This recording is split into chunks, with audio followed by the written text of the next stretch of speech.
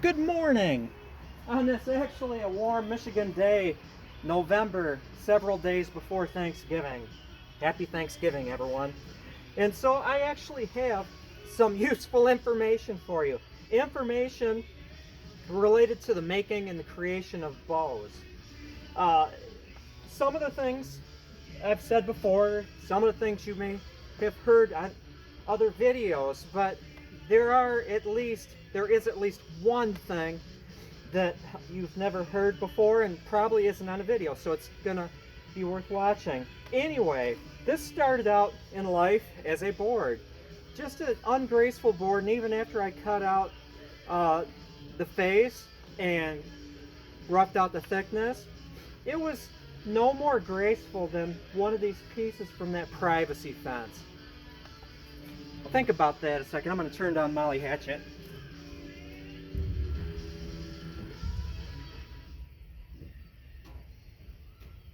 That's something I never thought I'd hear myself say. I'm going to turn down Molly Hatchet. Okay, so handy tip number one is that this is not an ugly slab of wood because I round the backs. I've said it before, I'm going to say it again. It's that once I get the face, arranged to the way I like it, I use this dog bone here that's represented by different diameters to scrape down the back or sand down the back, so you don't see daylight between this and the bow all the way across. I go a step further though. When I rounded this back, I beveled it, I rounded it just along the edges even more to bring it down to a very thin edge. Now, you may say that if I was to have a thin edge on this bow, you're going to have to use some mental ingenuity here, mental gymnastics. If I bring it down to a very thin edge, that's just wasted wood. It's not doing much because it's just like, a piece of paper, a piece of cardboard. However, because the neutral plane, that plane that runs parallel to this surface, down in the midst of the bow, that separation between tension and compression, because that's above that knife edge, and it's not, a sharp knife edge, is actually doing work. A layer of wood, the full width, is actually doing work. You could increase it to a triangle, let's exaggerate it. And it's not just the tippy top of that is doing work. In the very bottom, it sinks in a little bit where tension is being carried by a layer. It depends on the wood, the thickness of it, and down here too. Now, if I did sharpen this, that sharp edge isn't going to do anything. That's wasted. But you go in towards the center a little bit, it's a triangle, that as soon as you get some thickness, that's going to start doing work. So do not be afeared of, rounding it almost to a knife edge. It's a beautiful way to do it. Now, after I get that rounded to my liking, I use this, which I don't see a lot of bow makers on YouTube using. You should make one of these. You need to make one of these. It's a scribing tool, and you can adjust this, for various thickness, and then it runs along the edge. And a consequence of this is that if I have a symmetrical bow, this isn't symmetrical, but it's symmetrical in width at stations from the center. 9 inches in, it's equal. 23 1/3 inches in on this side from center to this side, it's the same width. And I can also use this to check it like calipers. I'll just set this, and boink, that's even right there. So it serves multiple purposes. But once I get the limbs symmetrical in width, it doesn't matter what they're doing through here, like in the case of the snaky bow, doesn't matter. But what matters is the symmetricality of the width at stations from the center on both sides. I will take this and I will set it for what I think, being a little generous because I don't want to go underweight, and scribe it on both sides, making sure that I have sanded the edges really nicely so I'm not wearing down my pencil. You have to have a very sharp pencil line. In fact, if it bobbles a little bit, sand it off and do it over again because you need to have sharp lines. Now I go then and I I make it a little thicker and scribe it from kind of the beginning of the fades out a little bit, you know, towards this area of the bow. It needs to be a little thicker here than it does here. And then thin it a little bit more, and that's for the tips. And so I have a series of 3 lines, a little thick, then it thins, then even thinner, and I kick out the tip a little bit, make it a little thicker. And I work down to those lines very precisely with this.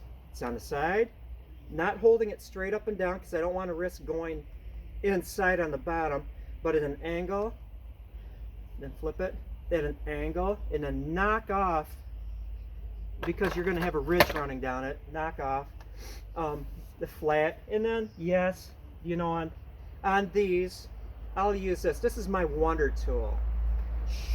Flatten it off even more. Now, what's funny, what's downright hilarious, I jest, is that maintaining symmetrical widths along the length of the limbs, both limbs, working down to my lines, which,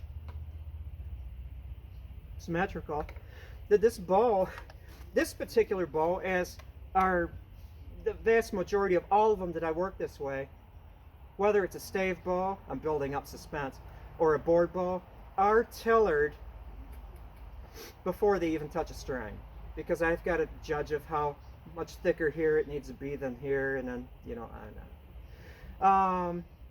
A question and answers. Somebody out there is asking, does this need to be perfect, the circles? No, they do not. If I'm following it very closely along the length, and let's say I've got a weird flat spot and then like a doink somewhere in there, so it's definitely not a perfect circle. It's the same throughout. So you're not going to mess up the tailoring. In fact, when have you ever looked at a tree and seen a perfect cylinder? When have you cut a tree down and then turned it into staves? And some of the staves have different outside radiuses or even flat spots or what have you. And so as long as it's the same from top to bottom. You could even say that if this was the orientation of that tree, it's going to be bigger down here than it is up there. So perfection doesn't matter. What happens if you're following it along, scraping it or sanding it, and you happen to do one of these things, I'm exaggerating it, that you're not riding straight along the surface? Does that matter?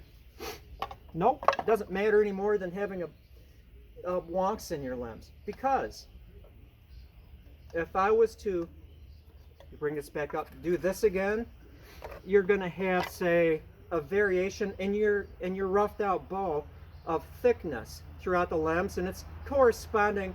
If it's thick on my side, it's going to be thinner on your side. Once you scribe this along here on both sides and work down to your lines, you've reconciled it. Now you have a snaky bow going this way, which is probably more desirable. Okay, now on to backing. This is not real snakeskin. I guarantee, as Justin the Cajun chef would say, once you coat this with Helmsman spar urethane or anything really, I've got some sanding dust on it, you will not be able to tell that this isn't real snakeskin. This is that cloth stuff, a photographic process. I purchased this from Pine Hollow Longbows. Other bow making supply houses carry it too. This stuff is beautiful. It's realistic. The only difference is that if you've worked with snakeskin, after you pop the scales off with either packing tape or else like a big rubber eraser that you'd use to clean the orbital disc sander, there's little tabs on the ends where the scales were. And that's the only difference. Otherwise, you know, you're looking at this stuff and it's like, gosh, that looks like snakeskin. Now you're asking, oh, all these questions. How did you glue it on the back? This is cloth, not rawhide or sinew. You must have used Titebond. You couldn't have used hide glue. Well, I used hide glue.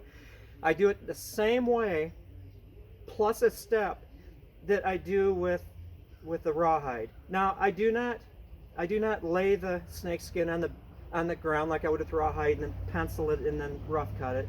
It's just a full strip.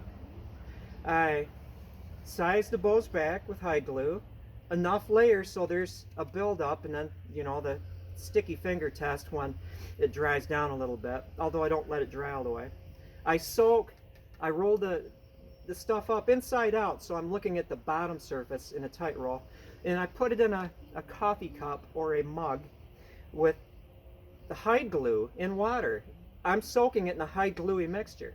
And so I let the back, the sized, oh, I should also say, do not worry about getting glue where you don't think this is going to be. There's nothing, well, there's a lot of things worse than it, but it works out that you'll sand that extra glue, the sizing off, but it's kind of a drag to have that the area of the cloth or the backing go over a section of bowl that's not sized. So don't worry about getting glue on the edges and down the handle.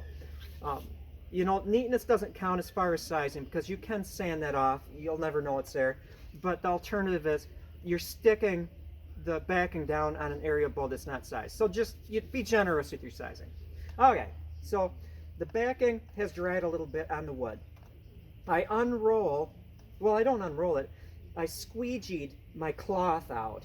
I squeegeed my cloth out, you know, squished out the majority, and started at one end, and then just unrolled it along there. And it's almost like contact cement, you know, it kind of go like this. Sticks down nicely. And on the bottom, I had to wrap it over. I sanded it off, so no big deal. Wrapped it over so it's like stuck all over the bowl. Waited a minute or two till I was satisfied with it, and then wrapped it with gauze.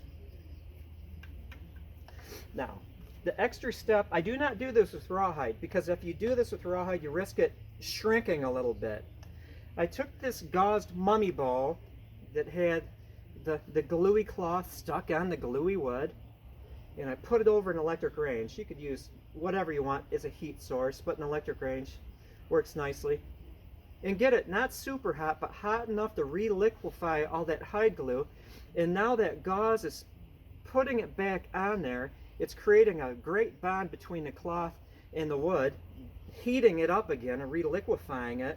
And then just set it aside, drink some coffee, watch Leto's Law, listen to Molly Hatchet, do whatever you want. The next morning, boom. That's it. It's a good way to back. And yes, you can cloth back bows using hide glue. I so much prefer using hide glue than Titebond. There's no loss of strength. It's easier to work with. It's just all in all a lot better. The one big advantage is if you were to glue cloth or rawhide or anything on this bow using hide glue, it can slide. It's slippery and not sticky until it sticks, and that requires drying.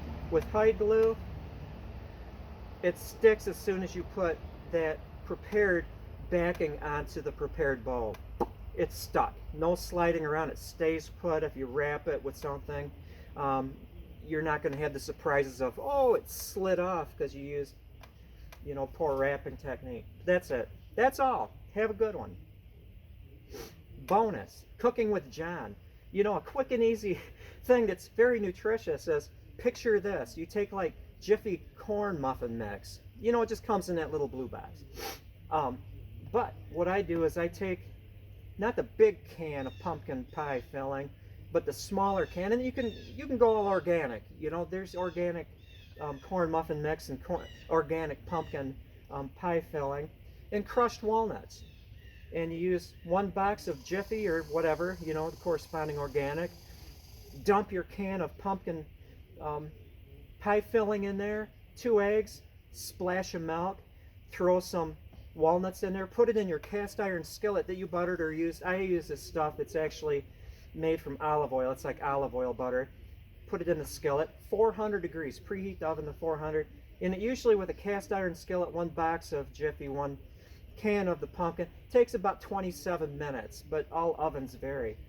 But you know, it's like this morning, made my coffee, that's like the priority, and I didn't feel like making a breakfast or cooking anything, so I just cut off a few slices of my pumpkin pie cornbread walnutty cake, and I can eat that guilt-free, and it does a body good. So that's it. Double bonus, triple bonus here. Let's talk politics, but not partisan.